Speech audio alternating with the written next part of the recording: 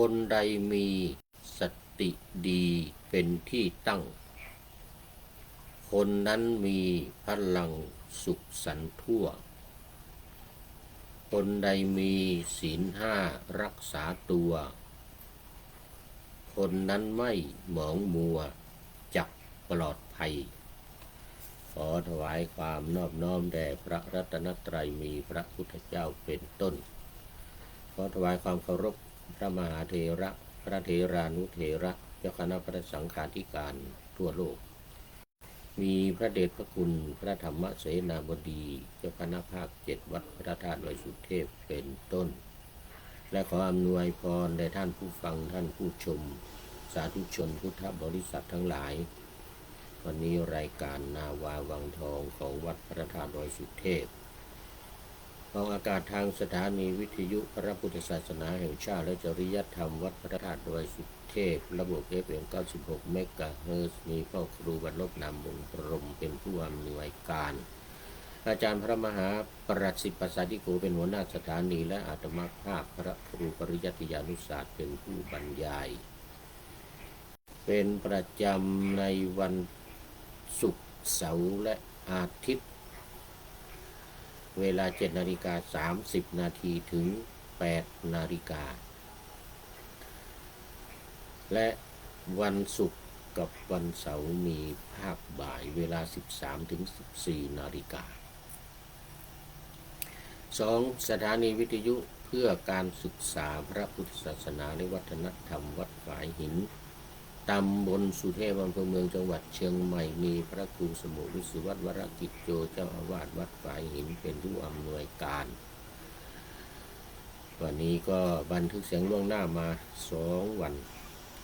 ผ่านทาง Facebook Live สวัยเทพบุญเหมือนเดิมและ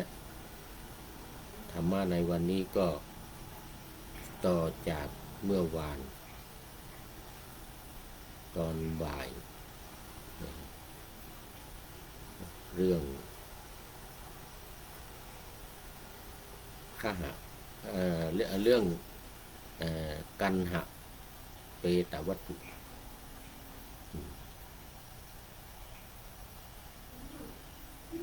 คือเกี่ยวกับกันหาโคตรหรือโคตรดำ ว่ามาถึงตอนที่พระราชาตรัสกับ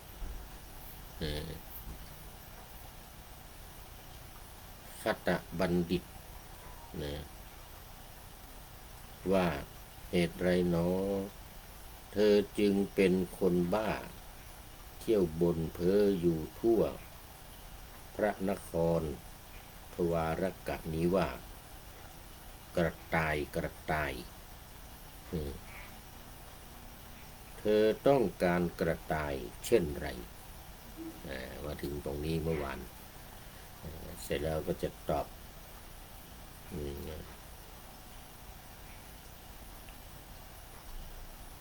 ยังไม่ทัน เมื่อวานนี้หมดเวลาไปซะก่อนวันนี้เราจะได้มาตอบไอ้กระต่ายเนี่ยมันเป็นยังไง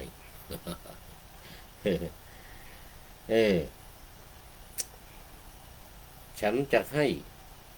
นายช่างทำกระต่ายทองคำกระต่ายแก้วมณีกระต่ายโลหะกระต่ายเงิน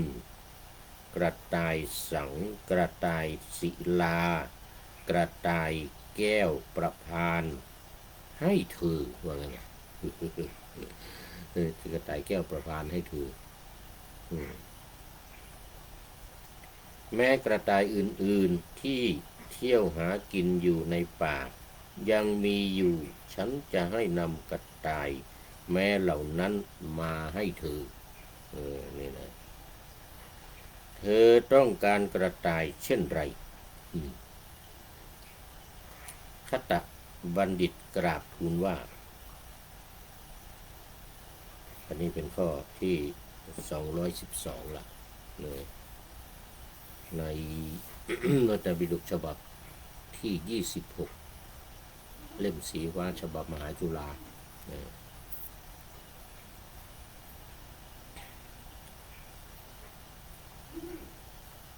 ข้าพระองค์ไม่ต้องการกระต่ายที่อยู่บนแผ่นดินข้าพระองค์ต้องการกระต่ายจากดวงจันทร์พระเกศวะขอพระองค์ได้ทรงพระกรุณาโปรดนำกระต่ายนั้นลงมาประทานแก่หม่อมฉันเถิดข่าวนี้พระเจ้าวาสุเทพตรัสว่าแม่พระญาติเธอละชีวิตที่ประเสริฐยิ่งเสียแน่ว่างั้นนะเธอละชีวิตที่ประเสริฐยิ่งเสียแน่เพราะเธอต้องการกระต่ายจากดวงจันทร์ชื่อว่าปรารถนาสิ่งที่ไม่น่าปรารถนาคตบัณฑิตกราบทูลว่าพระองค์ผู้กันหโคตรดำหากพระองค์ทรงทราบตามที่พระองค์ทรงพร่ำสอนบุคคลอื่นเหตุไฉนพระองค์จึงทรงกันแสงถึงพระราชโอรสที่วงคตไปตั้งนานจนถึงวันนี้เล่า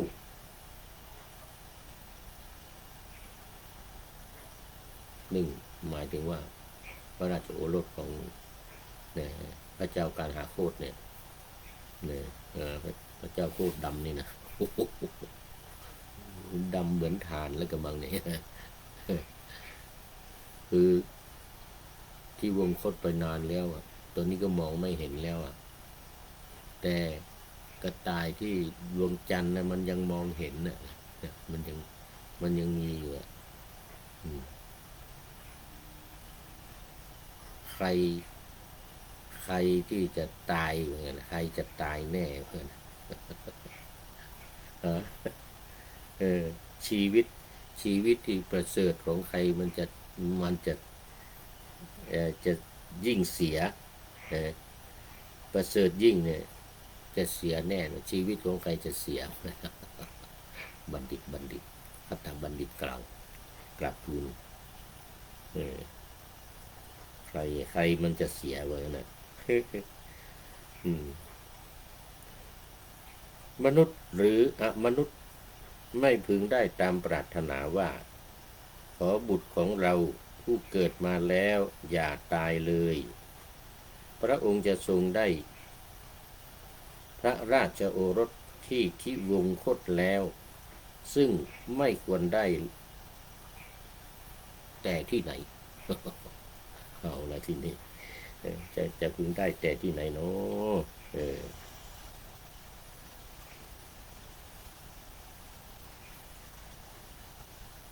พระองค์ผู้กันหโคตรพระองค์ไม่อาจจะนำพระราชโอรสผู้ที่วงคตแล้วที่พระองค์ทรงกันแสงถึงมาได้ด้วยมนต์ด้วยยาสมุนไพรหรือทรัพย์ได้เลยแม้ชนทั้งหลายที่มีทรัพย์มากมีโภคสมบัติมากถึงจะเป็นกษัตริย์ผู้ครองแคว้นมีทรัพย์และธัญญาหารมากมายจะไม่แก่ตายก็ไม่มีต้องตายทั้งนั้นเลยนะแม้เราชนที่เป็นกษัตริย์พราหมณ์แพทย์สูตรจันทานปุกุสะและชนประเภทอื่นๆผู้มีความเกิดของตนเป็นเหตุจะไม่แก่ไม่ตายก็ไม่มีไม่มีแม้เราชนผู้ร่ายมนต์พรหมจินดามีองค์ 61และเหล่าชนที่ใช้วิชาอื่นๆจะไม่แก่ไม่ตายก็ไม่มีไม่แก่ไม่ตายก็ไม่มีอันหนึ่งแม้ฤาษีทั้งหลายผู้สงบสำรวมบำเพ็ญตบะก็ยังต้องละทิ้งร่างกายไปตามกาลอันสมควรแม้พระอรหันต์ทั้งหลายผู้อบรมตนแล้วทำกิจเสร็จแล้วไม่มีอาสวะสิ้นบุญและบาปก็ยังต้องทอดทิ้งร่างกายนี้ไปโอ้โหข่าวนี้พระอรหันต์ทั้งหลายแม้พระพุทธเจ้าก็ต้องทิ้งร่างกายนี้ไปโอ้ตอนนี้ขอต้อนรับคุณโยมกาญจนาพุ่มสุวรรณสาธุค่ะว่างั้นนะแล้วก็ตามมาด้วยคุณโยมจันสมน้อมกราบสาธุโอ้สองท่านนี้ยังเป็นอาทิกัลยาณธรรมิกาทั้งสองท่านโยมกาญจนาโยมจันสมเป็นอาทิกัลยาณธรรมิกาผู้มีธรรมอันงามในเบื้องต้นได้แก่ศีลมีศีลงามมีศีลเป็นผู้ที่ประกอบด้วยศีลอันนี้ตามขั้นตอนของรายการของเรานะรายการของเราแบ่ง3ขั้นตอนมันเข้ามาตอนแรกๆตอนนี้ยังอยู่ในช่วงต้นเพิ่งผ่านไป10 นาทียังเป็นผู้มีธรรมอันงามในเบื้องต้นได้แก่ศีลตามมาด้วยคุณโยมเพทายสุวรรณสิงหราชกราบสาธุเหมือนกันเป็นอาทิกัลยาณธรรมิกาเป็นผู้ที่มีธรรมประกอบด้วยธรรมอันงามในเบื้องต้นได้แก่ศีลนะเดี๋ยวถ้าใครมาหลัง15 นาที จะเป็นมัชเชกัลยาณังผู้มีความงามในท่ามกลางได้แก่สมาธินะเอาแล้วตอนนี้มาดูเนื้อความต่อเมื่อคตบัณฑิตกราบทูลอย่างนั้นแล้วเนี่ยเรามาดูว่าพระเจ้าวาสุเทพจะว่ายังไงพระเจ้าวาสุเทพนี่นะขนาดฤาษีชีไพรขนาดพระอรหันต์ยังตายยังไม่มีใครรอดได้ไม่มีใครรอดได้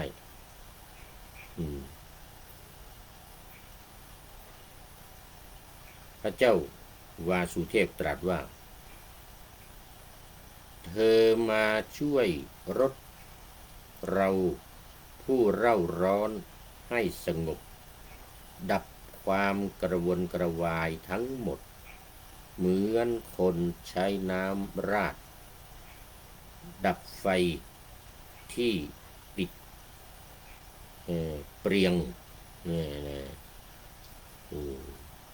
เหมือนคนเอาน้ำมาราดไฟเลยว่างั้นนะทำให้จิตใจที่เร่าร้อน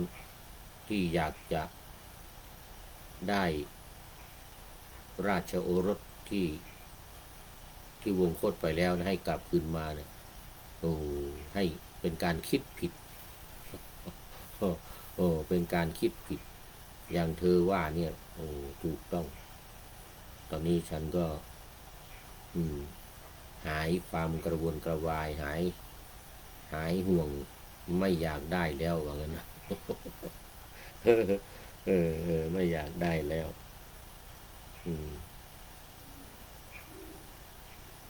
ที่ว่าประกอบด้วยองค์6เมื่อกี้นี่คือ1สิกขานะการศึกษาในการออก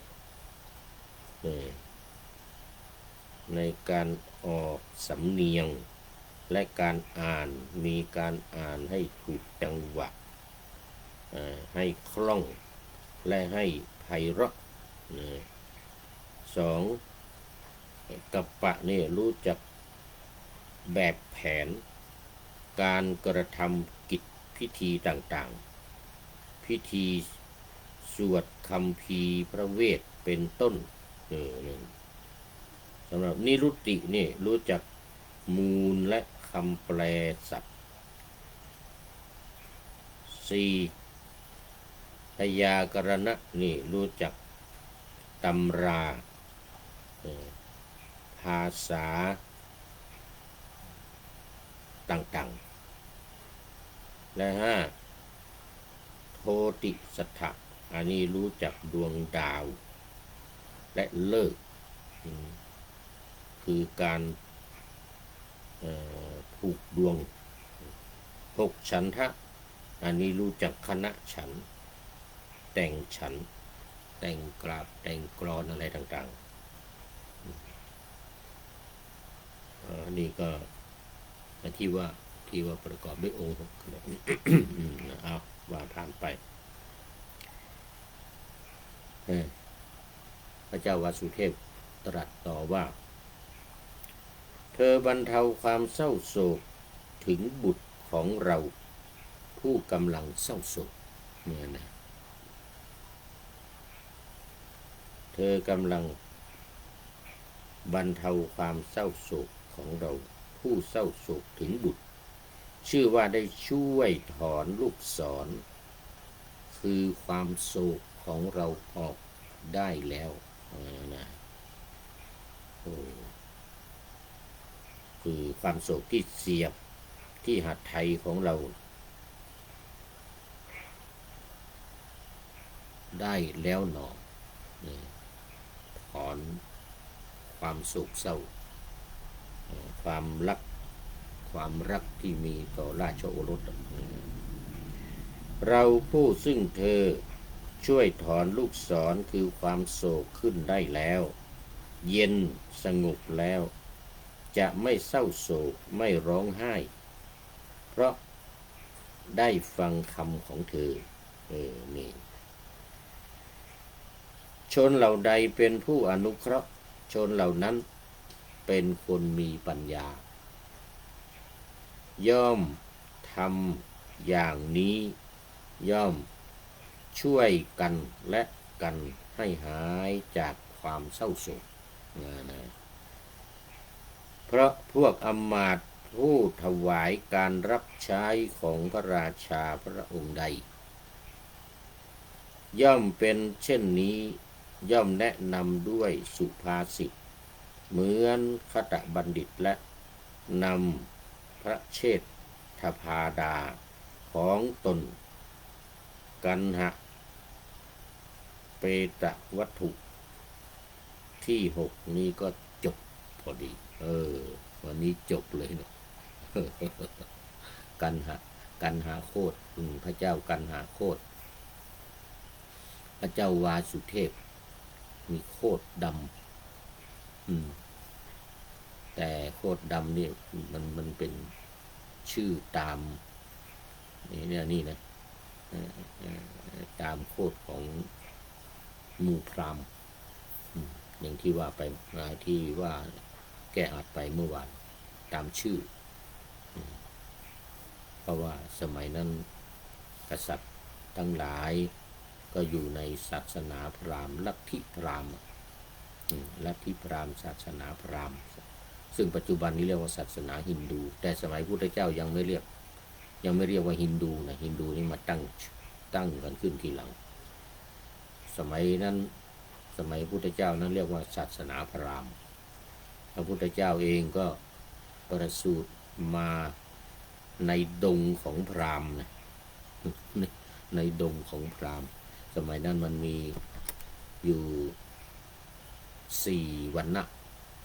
4ระดับมีกษัตริย์มีพราหมณ์มีแพทย์แล้วก็มีสูตร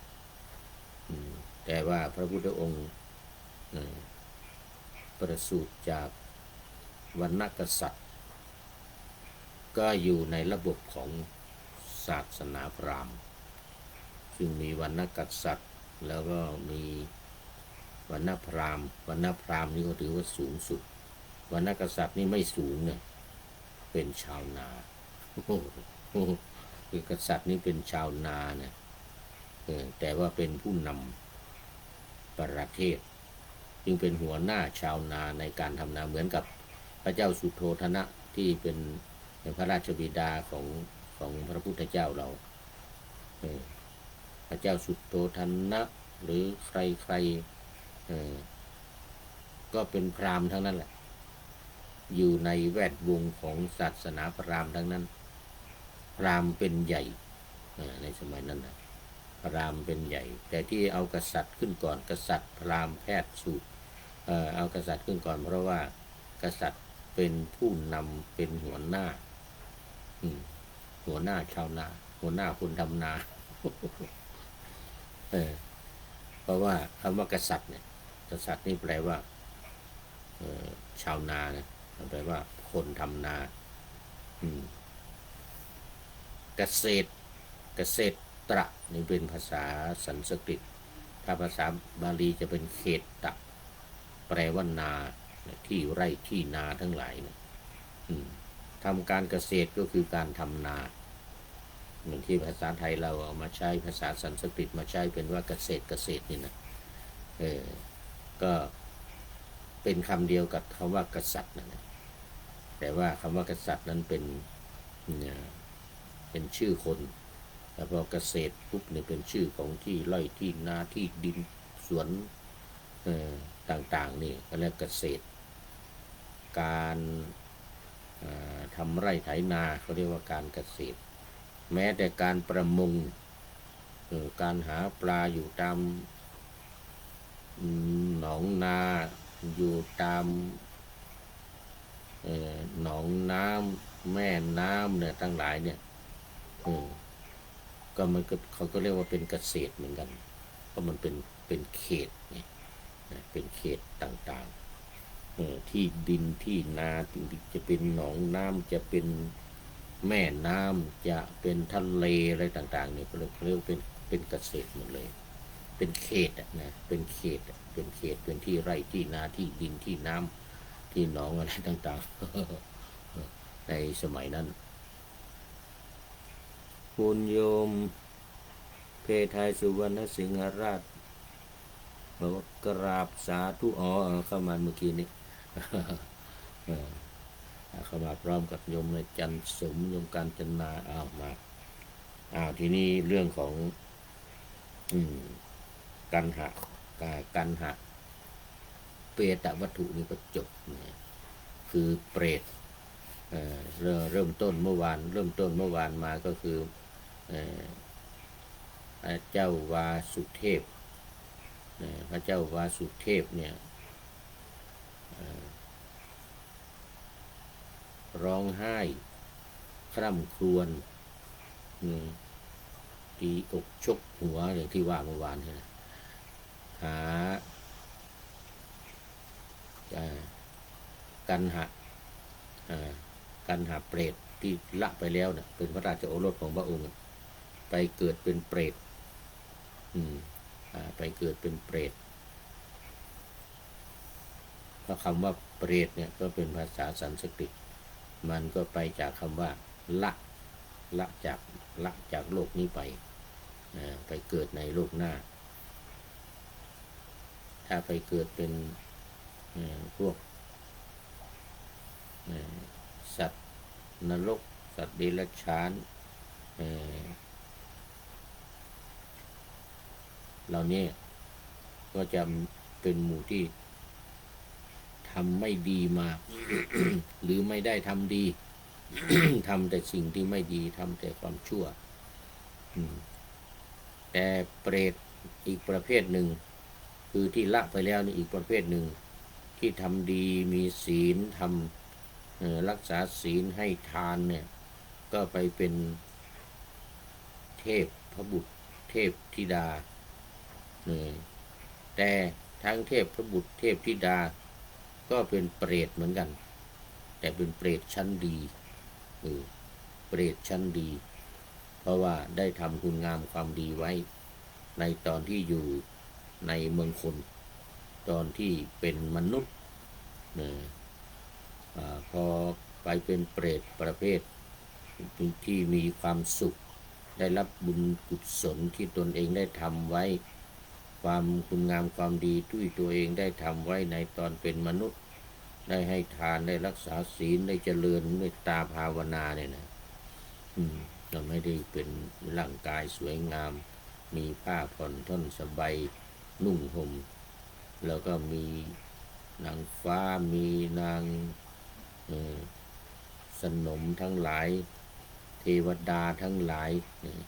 เทพธิดาทั้งหลายห้อมล้อมอะไรพวกนี้ก็มีบริวารตอนที่อยู่ในเมืองคนในมนุษย์ได้ทำบุญสุนทานได้ชักชวนคนอื่นทำบุญสุนทานด้วยอย่างเงี้ยนะไม่ห้ามใครทำบุญสุนทานอย่างพวกที่ไปเป็นเปรตเนี่ยก็เป็นพวกที่ห้ามคนอื่นไม่ให้ทำบุญสุนทานตัวเองก็ไม่ทำเสร็จแล้วไปคนอื่นทำก็ไปห้ามไปตำหนิติเตียนไปว่าไปด่าเขาอีกอย่างนี้นะอันนี้ไปเป็นเปรตประเภทที่ว่าไม่มีอาหารกินไม่มีเสื้อผ้าเป็นเปรตที่เปลือยกายเป็นเปรตที่ต้องถูกนกถูกสัตว์กัดกินรุมจิกกินเนื้อนี่นะเพราะว่าบาปกรรมที่ตัวเองทำในตอนที่เป็นมนุษย์ส่วนมนุษย์ที่ทำดีเวลาละไปก็เป็นเปรตเหมือนกันแต่มันเป็นประเภทชั้นดีนู่นอยู่บนสวรรค์ชั้นดาวดึงส์ชั้นยามาชั้นดุสิตอะไรขึ้นไปบนนู่นบางทีทำฌานเข้าฌานทำสมาธิดีมีภาวนาดีก็นู่นไปเป็นพรหมชั้นสุทธาวาสนู่นนั้นต้องได้อันนี้ไปนะอนาคามีได้เป็นได้คุณธรรมขั้นอนาคามีนะถึงจะได้ไปเกิดในขั้นสูง5 ชั้นอวิหาอัตตปาสุทัสสาสุทัสสีอากานิฐา5 ชั้นนี้เป็นชั้นพรหมชั้นสูง12 13 14 15 16ชั้นถึงชั้น16สุดท้ายอากานิฐานี่ก็เป็นพรหมที่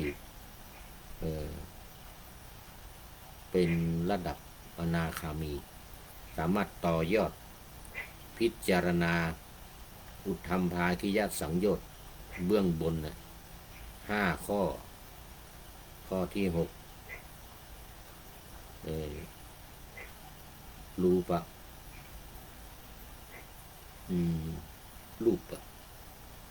ข้อที่7อรูปข้อที่8มานะข้อที่9อุทธัจจะข้อที่10อวิชชาต่อยอดที่โน้นเป็นพระอรหันต์ได้เลยเป็นอรหัตผลได้เลยในชั้นสุทธาวาสเนี่ยนะที่ละเป็นเปรตเหมือนกันนะเป็นเปรตชั้นดีเพราะคำว่าเปรตมันก็มาจากคำว่าเปตะภาษาบาลีสันสกฤตก็เปรตะอย่างเงี้ยมันเป็นเปรตหมดทั้งเทวดาอินพรหมท้าวสักกะเทวราชวแรดก็คือเปรตทั้งนั้นคือผู้ที่ละไปเนี่ยที่ละจากเมืองคนไปสู่ภพหน้าไปสู่สุขติหรือทุกขติแล้วแต่เวรกรรมบุญกรรมที่ทำในชาตินี้เราตอนนี้จบกันหะเปตะวัตถุในพระไตรปิฎกจากพระไตรปิฎกเล่มที่26วันนี้หมดเวลาพอดีดูไปดูมาใกล้จะหมดเวลาคุณโยมเพทายสุวรรณสิงหราชก็เป็นสุดท้ายเนี่ยเข้ามาพร้อมๆกันโยมจันสมโยมกาญจนา